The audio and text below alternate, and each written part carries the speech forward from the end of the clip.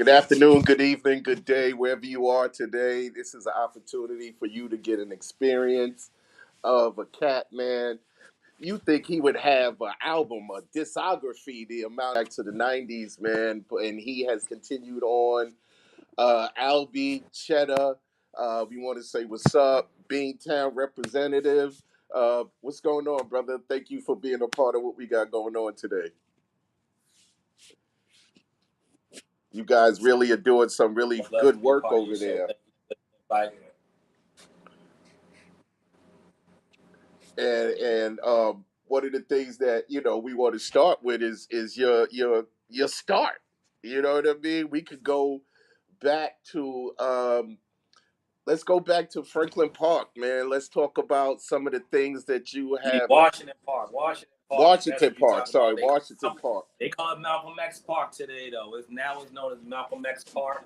Okay. Um, um, I want to say that was, well, I wouldn't necessarily call it my start, but I would say that was my first successful venture that, had longevity, had success. I became a pillar in the neighborhood at that moment. I didn't know what I was doing. I was only like 19 when I started. When I finished, I was in my late 20s. So, I had a 10-year run, just in the food business. I started with a table and a grill. Myself and my partner, E. Lover, they call his name is Eric. But we started with the grill. I was going to school for a business degree. He was in culinary arts. He was in culinary Yeah. arts school. So we just meshed the two together, and we brought the food, the business, and we had a successful venture at Malcolm X Park.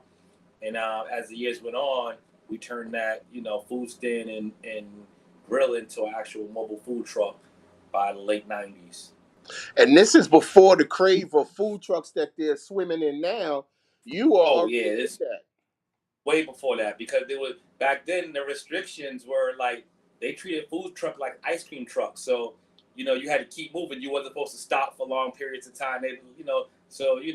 For me, I like to find that sweet spot. You're looking for the loopholes. The loopholes was come outside after 5 p.m. when they're not now giving out tickets anymore, and work on the Aha. weekend. So as long as we sat on the park, after 5 p.m. on a Friday or Thursday, and we could work all weekend as well. So nobody was coming out on the weekends and messing with us. So we just had great runs in that business. Really, Now really good that's runs. dope I was because you're a trendsetter. Thank you. Did that hold with a lot of people? Did they follow you after that? Did Oh they yeah, want? I was saying I was at that point. I built a good reputation of actually doing good business. Like I want to make sure every customer was satisfied. I always looked out for we were donating the different causes and things that made sense to us. So I was just really becoming a pillar of the community and a part of the neighborhood.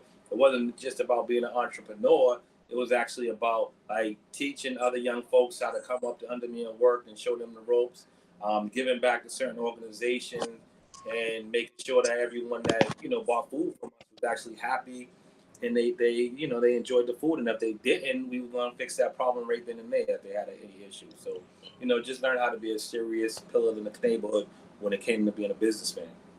Now, during that time period, you were what, 19, 20 years old, and you were coming So up with I this? I was attending Norfolk State, which is a HBCU in Virginia, and then I would come home in the summertime, and that was my summertime thing.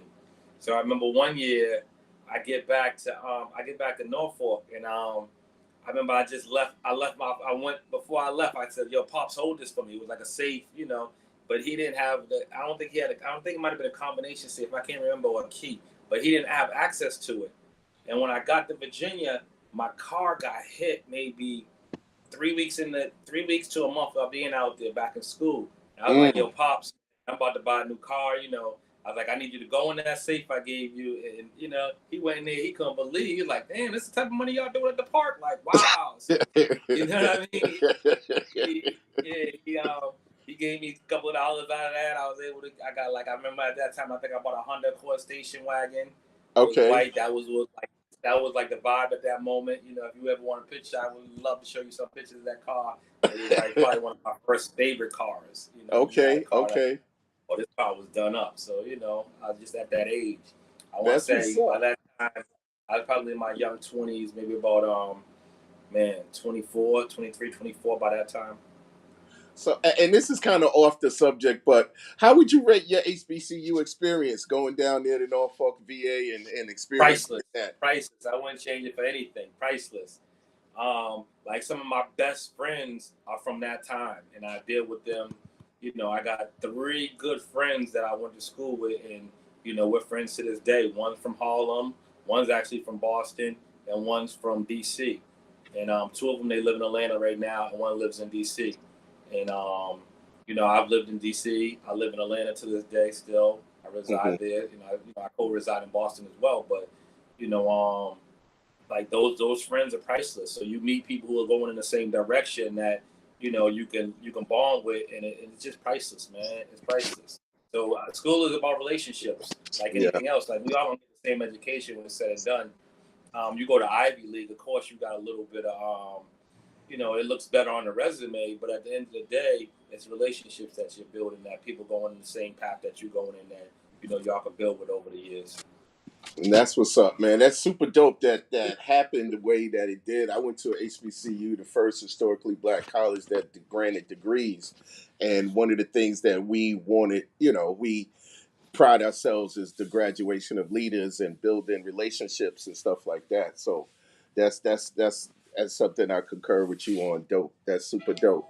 One of the other So things, Boston pitching for HBC, say that and again. it's weird because I don't know if Boston is actually in the they're doing a pitch to create a HBCU. I don't know if you can necessarily call it a HBCU because that means it's historical black college Right. I, university. So if you say HBCU, so can they do a black college, black university? Yeah, it should have been done. Like RCC should be that. It should be a full 4 year school.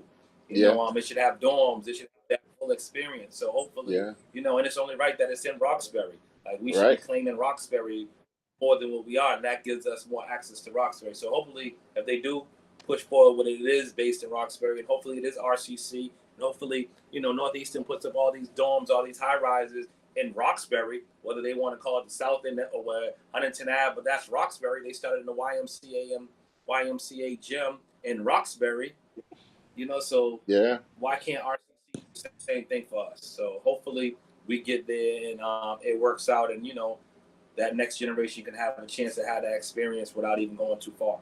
Yeah. Well, I hope they do it in conjunction with a historically black college and they make it a satellite type of thing where, maybe Norfolk or some other school would want to partner with the city and do something like a makeover of Roxbury Community College and turn it into Roxbury University instead of they did it out here in Fitchburg University. They used to have Fitchburg College, Fitchburg University. In New York, they had Medgar Evers College. Now it's Medgar Evers University. So the I blueprint is there. The blueprint is there for it to happen. Now let's talk agree. about your blueprint, man. Your accomplishments are like some cats' discographies that are like diamond, platinum, and above, man. Because we talked a little bit about your kind of the early Albee university, finished school. Now Albee is done with that part of life. He's setting his sights on what was your motivation once graduation was over? Or did you have a motivation or you was home, you had your degrees? Because you had a degree When I in the first got out of business. school, I was actually a substitute teacher. That was Oh, one of my first jobs. I was, because I couldn't really find a job. I was doing promotions. I was throwing, parties at nightclubs and stuff, and I was doing some of that. At the time, I still had the food truck. I had what we were doing. We were doing cars. We was actually cleaning cars, a detail spot. I was doing that. My father was actually at the time he was a Boston police officer, so I had all the Boston police officers accounts, and they would always drop their cars off to get detailed. So okay. that was another at the same time. I want to say right before I sold the food truck, I think I bought a 3 family in Rhode Island. So Okay. I've always just been super entrepreneurial. Like like if you see me doing something, I'm already planning whatever I'm doing next. So Gotcha. whatever I'm doing is like after 18, like I realized like after 18 months, if I can't get it to work, then it's not for me. So I'll give something like 18 months of like sitting in a certain position. Now, I may not necessarily leave the entity, but I should be able to do something different in the entity or chase my next passion. Okay. You know, like so. Like I realized after 18 months, I'm gonna want to move on. I don't want to stay at the same place that I'm at right at that moment. And so I understand that about myself now. So once you kind of understand that, you're able to set yourself up and say, all right, let me give myself 18 months here. And then 18 months, if it don't work, then it wasn't meant for me. Right. And that's a good philosophy to follow, and that's your standard because some people don't have standards and they fall for anything. And it sounds like you're grounded. And to back up a little bit, what did ground you? What was something that, cemented Albie Cheddar's feet so that way he's stable, his mind is straight, and his path is thought of. You know what I mean? Like a critical thinker. Um, I don't chase money. Mm, Like I chase happiness. So like if I'm getting into something, I'm not getting into it like of course I want to make some money, because it's a business, but I don't do it for money. I do it because that's what my passion is. So like follow your passion because there's days in business when there is no money.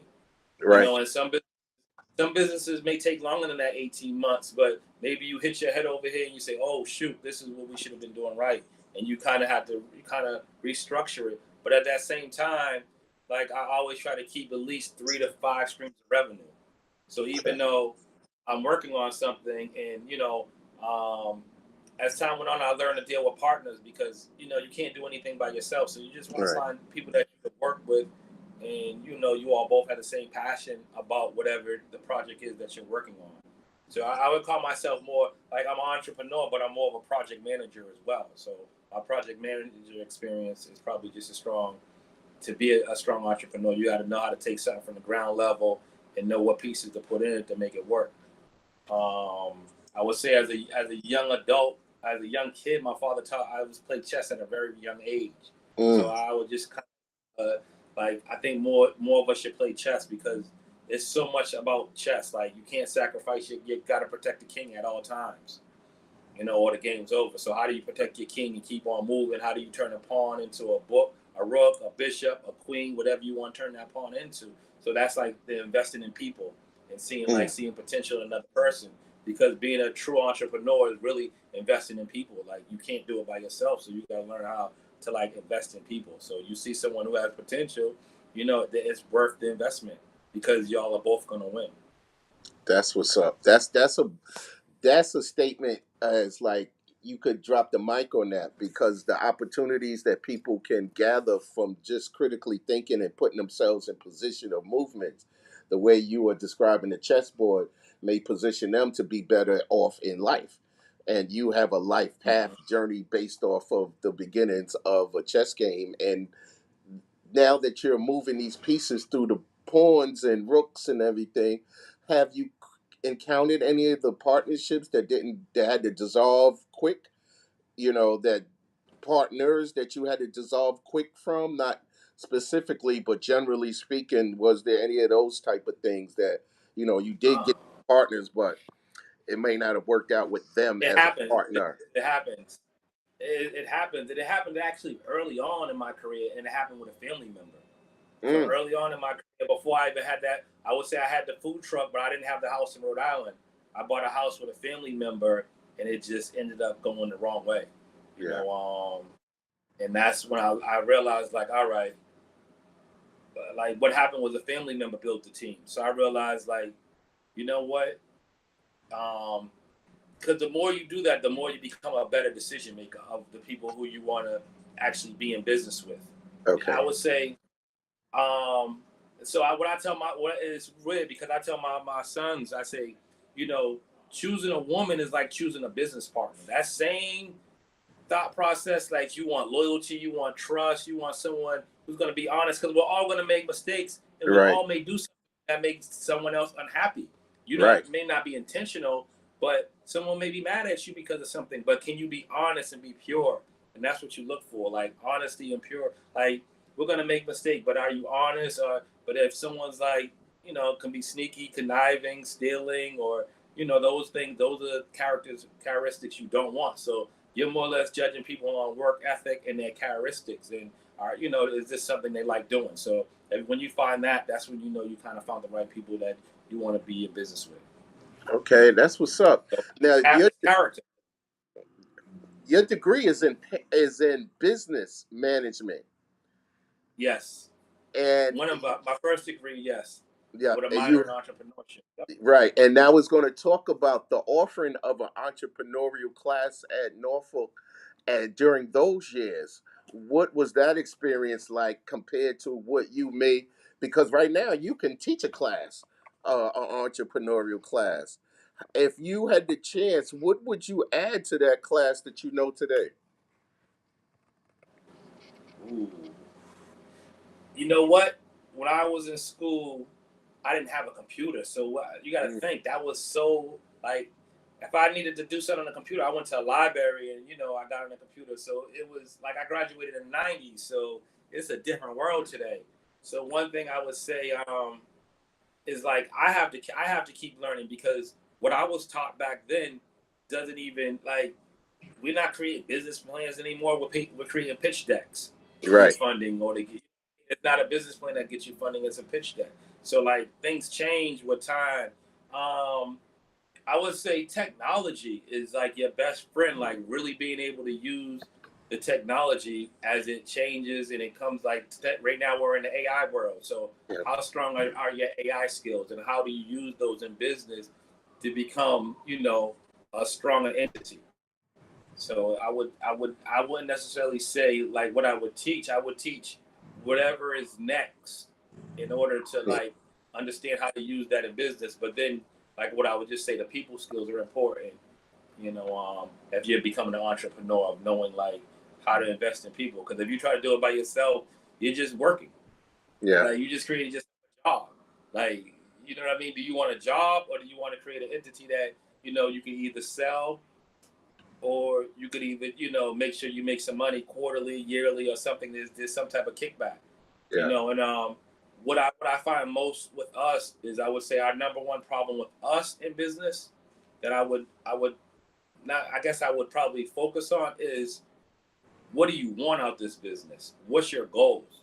So a lot of people don't even have they just getting in because they're chasing money, so Yeah. they don't even truly know what their out is. And if you Yeah. don't know what your out is you'll never get there. So you may say once you're in business, you like everybody wants $1 million because it just sounds good. I want $1 million because they're just thinking of the work they put in it. But Right. when you have to understand that before you get in it, like all right, I'm getting in this. At what point do I sell? What do I want to? Because that's the idea is to sell the company. Yeah. You know, really, Yeah. that's the really idea. You want something that you can sell. Now, if you can continue getting royalties and offer it as years goes on, yeah, that's good. It's how you structure it. But you want something that you could sell and you can make a nice sum of money. So understand before is it 100,000? Is it a half a million? Is it 5 million? What's your out? So you Right. have to know your out before you start. Then you'll structure that business to get to your out. If not, you're just waking up doing a job every day Yeah. and you And then can't do a business. That's just get stuck in their business, and it's not really a business; it's just a job because you created it all around you. But if you create it for out, now you have standard operating procedures of how this business operates that you can sell to somebody. Say, hey, take this operation. It costs X amount of dollars to run it, and it generates X amount of dollars, and I want 10x, I want 2x, I want 3x, I want whatever it is that your out is, but you'll be able to structure it in a way where you can walk away from it and you can walk away happy. and that's where the That's exit what I that's where that exit plan is you were talking about, making sure that you know exactly what you want out of it at in the beginning, so you don't have any disputes at the end, or minimize them if you figure it out in the beginning. What we working together. If this happens, then I'm out. And then that way it's in a different conversation than at the end when it's a bad situation, and it may be disastrous for the relationship, not just the business, but with the personalities and the personal relationships as well. And what yeah, go so ahead. I'll tell you another story. What's very important about business. So when I had the food truck in the late '90s, even before that, like before I had the food truck, I had an accountant. It must have been what, 96, 95. I don't know what year I got my accountant, but he's still my accountant today in 2025. Okay. So that so you need an accountant, you need a lawyer. Those two things you cannot grow as a businessman without those two things. You need a Yeah. good accountant and a good lawyer. Yeah. Period. Period. Yeah. Those are the two things that you need as a businessman to be successful. You want to find someone that works for you, and when you find them, you want to stay with them, so they understand what you're going through at all times. Because businesses change. Yeah. Your change. Your passion may change, but whatever you want to do within that business, at least you have someone who can support you and make sure your your um your books are correct, your operating agreements are correct. Whatever it is, you're protected, and that's how Yeah. you protect yourself. The IRS ain't coming after you because you're paying your taxes. So Hmm. there's certain things that you're in bed with Uncle Sam, whether you want to be or not. You got to make sure you Right. pay them taxes. You see a lot of people fail because that's the one thing that gets them. Like they may be in the food business and they go, you know, 4 or 5 years they ain't been paying their meal tax. Maybe they ain't been paying their employment tax. There's so many things that if you don't know, You're right. you're messing it up. You know what I mean? Yeah. So you want to make that business, and then you can't even sell it because now the Right. business owes and this owes and you can't even sell the company. So you just had something for 5 years and now you lose it because you didn't operate properly. Wow. And that's good to know because a lot of people miscue those. You try to go to H&R Block with a business, and that's not the best place. You need an accountant to help you Yeah, navigate some of those tax write-offs that the H&R Block is not going to look at. There's some I things would say that a CPA actually is what you need. okay, a CPA, certified Yes, public CPA. accountant, and that Yes, is sir. that's the thing Yeah. too, and it's good because sometimes you need cats like you who are not just a businessman but a mentor as well. Now you have done a remarkable amount of things, and one of the things I definitely want to make sure we touch on is your media pieces. You are a puzzle piece put together. You put together puzzles of how to achieve success through this thing called hip hop. And tell the people a little bit of how you achieved the success you did in that medium of this thing called hip hop and what you use to educate, influence, navigate cats through who was never down in ATL or Florida or know some of those places, how to navigate through them. So you're referring to Cheddar DVD. Yeah. So basically, I'll explain how it started. So I would read Cheddar, I would read King Magazine. I mean Cheddar. I would read Source, I would read King Magazine, and I would read Black Enterprise. Those were like my three favorite magazines, like late '90s, early 2000s. Those were things I would tune into every month, whatever the new issue was. I would just, that's what I kind of. So I wanted to make a magazine originally, but I wanted to combine the three together. I wanted to give you business, I wanted to give you sexy women, and I wanted to give you hip hop. When I got ready to move forward to actually put the magazine out, what I found was magazines were selling for $5.99 and DVDs were selling for $20. Mm. And the staff that I needed to create a magazine and the staff that I needed to create a DVD there was much less staff needed on the DVD side. I needed a cameraman and an editor. With the magazine, I needed a publisher, I needed writers, I needed photographers, I needed, and then you had to chase ads in order to make money. You didn't necessarily Yeah. make money unless you chased ads, and I said, wow, this is, it was the business model was a no brainer. I said, wow, we can actually edit on computers now.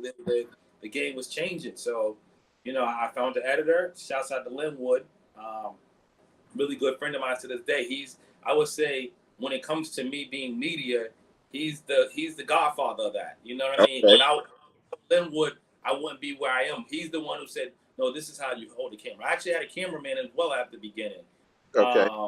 But as time went on, it was like, I wanted to go somewhere. The cameraman couldn't come one day, and I just went. I was going to New York to Justo's Mixtape Awards. I got invited. So Yeah. this was at Kings in New York. So I was like, I'm going. I asked the my editor Linwood. I said, Wood, you know, just show me how to hold this, how I hit this button, and I just went. And when I seen the footage, I was like, oh, this footage is horrible. When he seen the footage, he was like, yo, this is the best footage I ever seen in my life. Wow. And it was, and then what he said was, he said, yo, how did you have the heart to throw a camera in like Tay Slade's face and Game Space and P. Diddy's face and Common's face? So I'm just, I'm just being me, and no one's telling me no. I'm not accepting no for an answer. And I just came back. So it was bright. It wasn't clear. It wasn't clear. It wasn't, the audio was kind of in and out on some pieces. But he's like, man, we could fix that. But anyone just can't go do what you just did. He's like, people don't. You got to have some big kahunas to do that. You can't just run a rapper and just throw no camera in their face. And that, like, I don't know what you did or how you did it, but I've never seen anything like that. So from there, he just kind of, I would sit down and watch, we would edit together because I would say, yay, nay, this is, kind of more executive director of how I want the project to look. But he was the one who actually taught me how to actually film, taught me how to actually edit. And by the time I moved to Atlanta, I went to get an editor, and the editor, kind of ran off with more money on me. And so I came back to did one more project with him, and we banged this project out in 48 hours. We would usually take weeks, but we banged it out in 48 hours over a weekend. I must have got to Boston on a Friday. By Sunday, that project was done. We was finished with it. I went back to Atlanta. So the next DVD I did, I just ended up actually editing it myself. So, I wouldn't necessarily say self-taught, but just of all those sit downs with Linwood, he must have did about 8 titles, 8 different documentaries, quote unquote. And I would say throughout the history of Cheddar, I probably put out about 22 documentaries out. And then my passion for the DVDs was actually the distribution side. So by that time, I was getting advertisement, and then I just had so many distributors. From Circuit City, Tower Records, Mom and Pops, Big Apple, Tape Man, the Rap Bay. So across the whole country, people were like, yo, I was just in Europe and I seen your DVD. I was in London, I seen your DVD. So it just picked up, and it just was moving. So, my whole thing was like, okay, every quarter I wanted to drop another DVD. Okay. And I did that for about 8 years. They're very successful. I met a lot of rappers. I met a lot of managers. Met a lot of people like in the hip hop industry. So, today I would say I still have all my masters. I probably have one of the best archives in hip hop when it comes to like, I don't know, if you want Pimp C, if you want Snoop, if you want Bun B, you want Jeezy, you want Nas, like hip hop is dead, like just that whole movement. So there's so many movements. You want the South. So at the time I was living in Atlanta, so like a lot of Atlanta artists, we came up on you. Today's Atlanta artists have like, yo, it was Cheddar that I watched to help me get to where I wanted to get to. That's what's up. That's what's up, and you get that. That's those moments, and it sounds like you had a lot of those moments, and they adding up to some good memories, man. You had some good moments that add up to really be some really good memories for people. And a lot of the things that you have done are building blocks for your continued success. So you went on from the Cheddar DVDs to actually going full blown into the media field and then doing it that way? Or did you do some community work and then get in full blown into media, and then the next phase of your life we're still adding bricks to it now, and we're going to get to it, but you did a whole a thing where Cheddar DVD just exploded to a next level. Explain some of the opportunities that you got, because you went to film school also to add to your resume. So talk a little bit about all of those ingredients for this stew that you cooked up. I just think I got to a point where I just wanted to be, like I wanted to be a master of what I was doing. Just back up a little. You went out of camera frame. I can do a documentary, but I didn't really understand cinematography. So I got my cinematography degree from New York Film Academy. So at that point, and that was like on a Harvard campus. So that was like a whole experience in itself. Because now I'm, one girl from my class, she was from Switzerland. I had a dude in my class, he was from Asia. I forgot which country. Don't get me to telling any stories. I can't even remember. But like just like really like dealing with people from different parts of the country, different parts of the world, and we're sitting down, we're talking film, and we're trying to develop stuff, and we're going on shoots together because now it's like, okay, he may be my assistant director today, I may be his assistant director tomorrow, I may be your cameraman today, you may be my cameraman tomorrow, and we're just developing shorts, and I'm understanding cinematography now.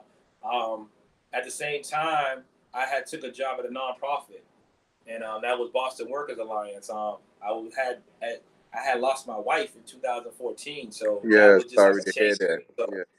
when that happened, I was just in a place where I didn't know which way to go. So I just went to like giving back. So that was the nonprofit work. And at the time, I said, you know what? Let me take this. Let me go back to school. Let me go educate myself again. At the time, I think I was kind of like, I think hip hop can be a lot sometimes, and especially as a businessman, I wish rappers, they have so much power. I wish they were better business people. Girl rappers and rappers, both of them all together. I just wish they were much better at being entrepreneurs. I think I just got to a place where I just didn't want to deal with rap anymore. Because I was such a businessman, I was like, so I started kind of, I still liked entertainment, so I started dealing with the comedians and doing comedy shows and things of that nature, from the Michael Blackson, T.K. Kirkland, Smokey Suarez, a host of different comedians that I would just kind of do shows with, and and then I took my film stuff to corporate America, and once I got to corporate America, it went from filming to operating to project managing. So then I was like, once I got there, I was like, I don't even like holding the camera. Once I was like, man, I don't want to stand here and do this. Like I didn't like that. I was like, man, I want to run the whole show. So like let me bring the show in. Let me make sure the project works. Live shows work. And that's like, let me make sure this LED wall goes up. Let me make sure more operators on top of it. Let me, So I just found a whole new lane of like, wow, something I didn't even know existed in the media world. So I have a company called AM3 Global. And that was like me taking like that, just that next step in multimedia, which was corporate America. So that's still there today. I don't think I'm leaving that world anytime soon. That's what's up, man. You are more than an entrepreneur, man. I don't even know what the next level of Mark Cuban you are, but that's kind of where he has, those different things that you were talking about, the different entities, the different streams, the different things that are going on, that while you're sleeping, they're making money. And you are now into a different world that is opening up for a lot of people, and this is the cannabis side of things. Now the cannabis world is, they're new. There's still some kinks and things people are working out as far as how to get to the bag, so to speak, and you know what I mean, how to get into some of the, when you first started this idea of going into the cannabis space, what was a forethought? What was something you critically thought about before jumping in there? So I did a DVD, and it was called "What You Smoking On" back in '09. And when I did that DVD, it was probably even though it was a documentary, we'll say that's exactly what it was, about what was happening in cannabis at that snapshot point in time in 2009. I interviewed Burner. I went to Amsterdam in California in the Bay Area. So I was just kind of like, what is this new industry? By the time I was done, I knew I wanted in. I knew I was like, I want in on this industry. My passion was there. Like I said, it's your passion. My passion was there. I want in on the cannabis industry. In 2018, Boston went from medical to recreational, and at that time, I went and got a social equity license, and I got a what would they call it? There's another license for The social community economic one. improvement. Yep, I got both of them. So I got the social economic empowerment license. I got that first, and then I went to school and got my social equity license. I took the Yes. class.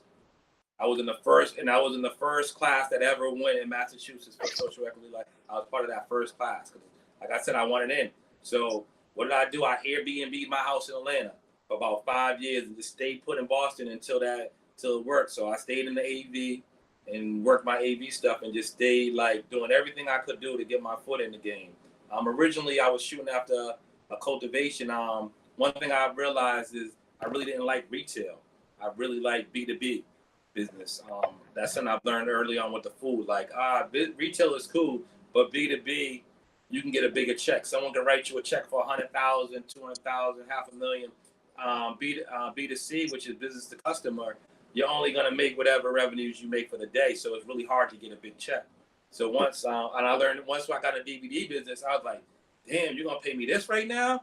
You're going to pay me this? The checks were so large that I said, oh, I like this side. And then, if you want to go on vacation, you can just go on vacation. If you want to, Right. but when you're B2C, someone has to be there to make sure every day that business is up, running, and going right. So it takes a little bit more, hands-on on a day-to-day, but B2B, you can kind of make sure everything's in place and you can step away and it's a lot easier to operate.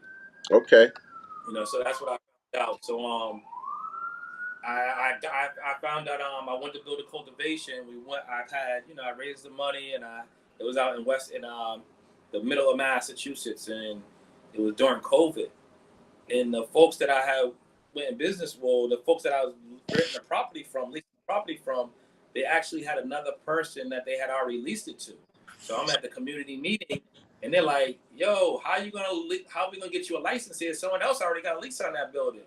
So one of my investors, they had gave me like 25,000. So man, that next day after that, I called them people. I was like, "Listen, I don't know, but all I know is I need that money back immediately because these people, they invested me to this day. I just got to have a great relationship with a group of people that they're not spending. They don't shy of if I bring something to the table that makes sense, that they'll move forward with it because I've just proved them right a couple of times. So with that being said, the last thing I wanted to do was ruin that relationship. So he paid the money back. It was cool. And from one of my class instructors when I was in the social equity class reached out to me like, hey, you still trying to, we got this situation we're trying to put together in Boston at South Station for the dispensary.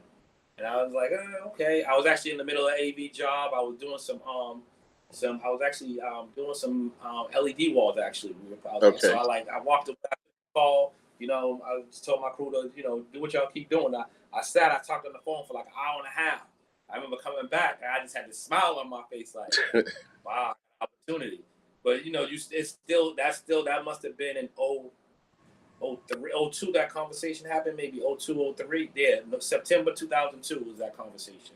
Okay. And we didn't open until 2004 of May. So, it took 2 years to actually take that conversation and turn it into reality. But when I seen the location, I said, oh, this is a no-brainer. The location was like, okay. First I said, well, what's my out? And once I knew my out, I said, I want in.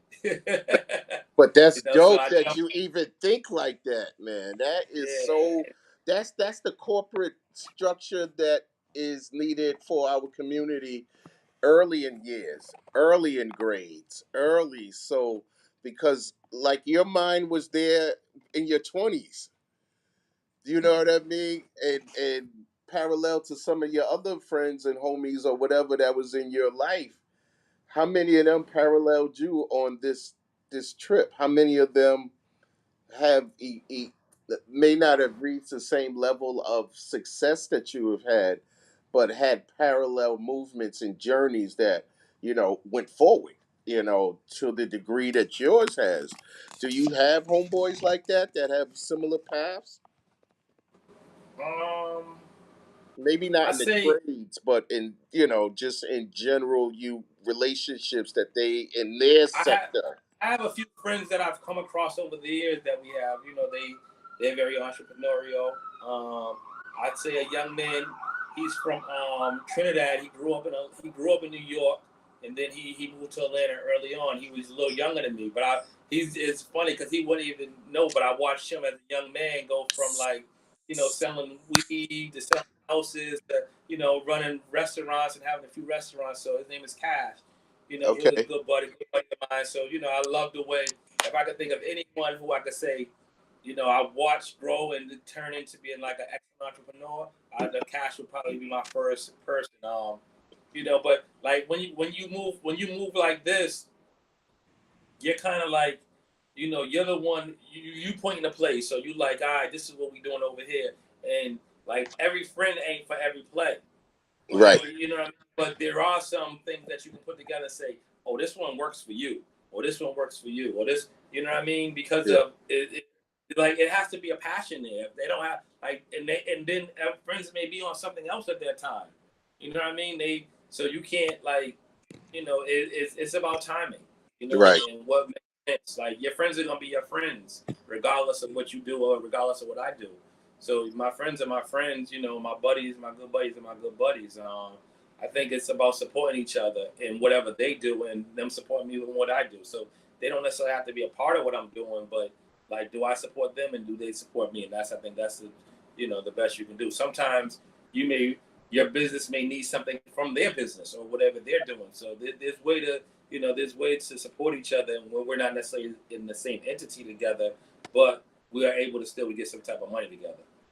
And that's a beautiful thing because you said that, I think, kind of right, where every play ain't for everybody.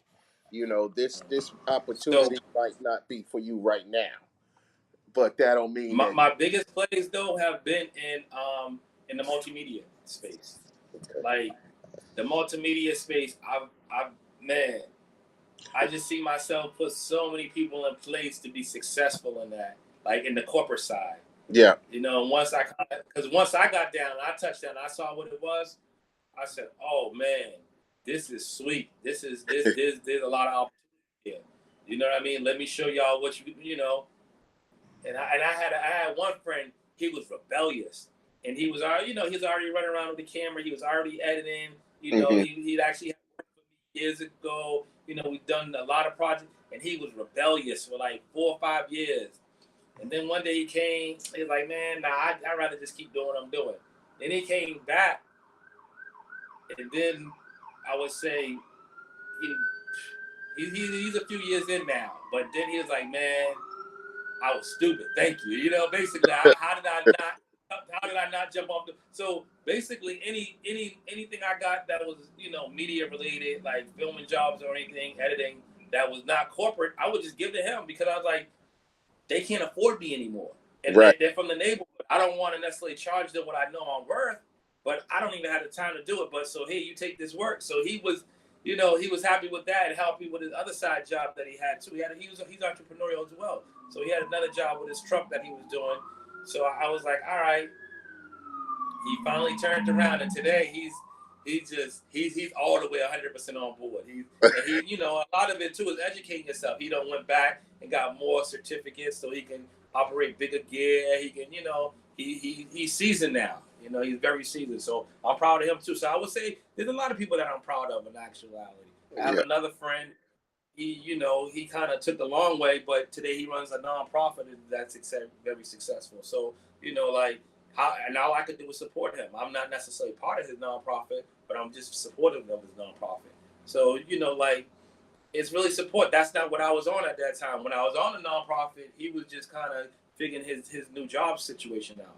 So Okay. but once he kind of figured that out, he was like, "This is what I want to do with my life. This is what I want to give back to." So he just went that route, and I just support as much as I can support. So I don't think it's timing. Your friends are gonna be your friend.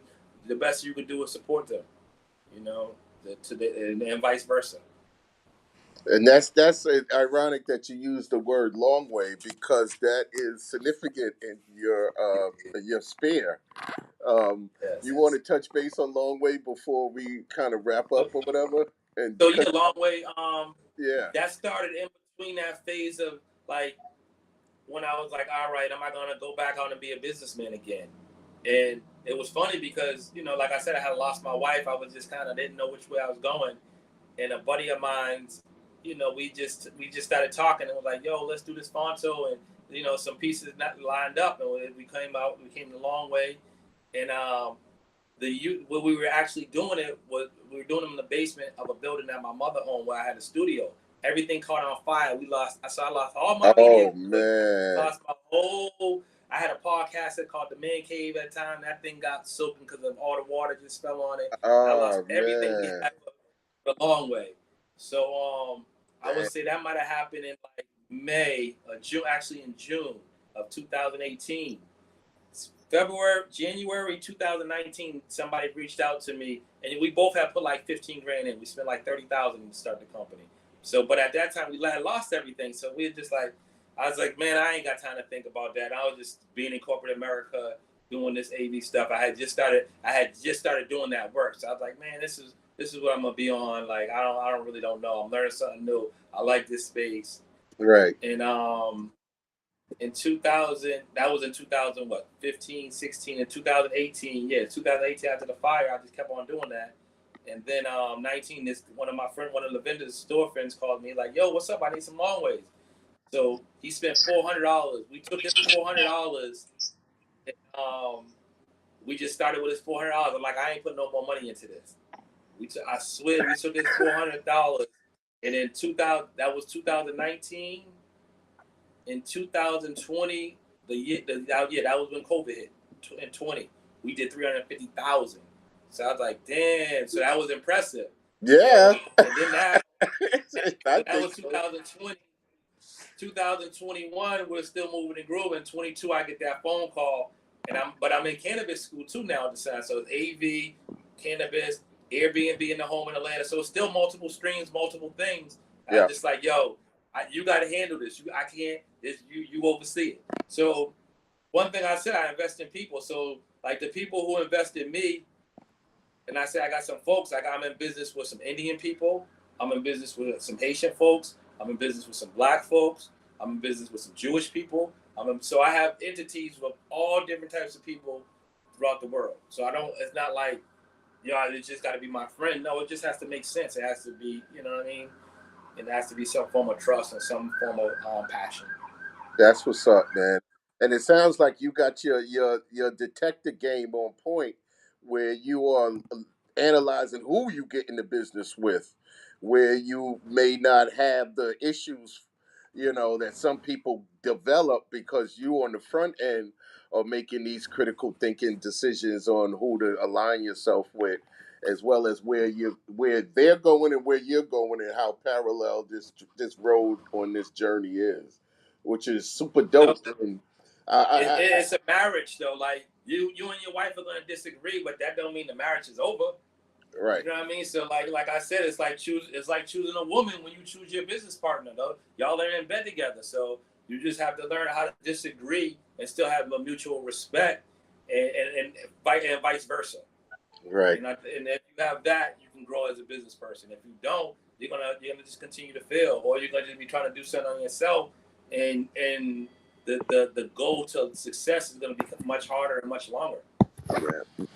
That's what's up. Well, we're gonna leave on that one, and that is the words of Albee Cheddar, who has done this thing so long that I tell you, man, his story reads like a discography of like Nas or somebody, man. You see all of the hits that he got, you know what I mean? Yeah. Just check the Cheddar joint out, check Albee out, AM Check Firebrand out. Come on down. Firebrand. Oh, Firebrand, man. Firebrand So is that's what located that's the south. store. It's called Firebrand, and it's located out South Station. So my latest venture. Firebrand South Station. Yeah, One of the Firebrand Cannabis. play times to come there is Saturday, first Saturdays of the month, So first Saturday. and then you have other treats like you have a guest coming in there soon.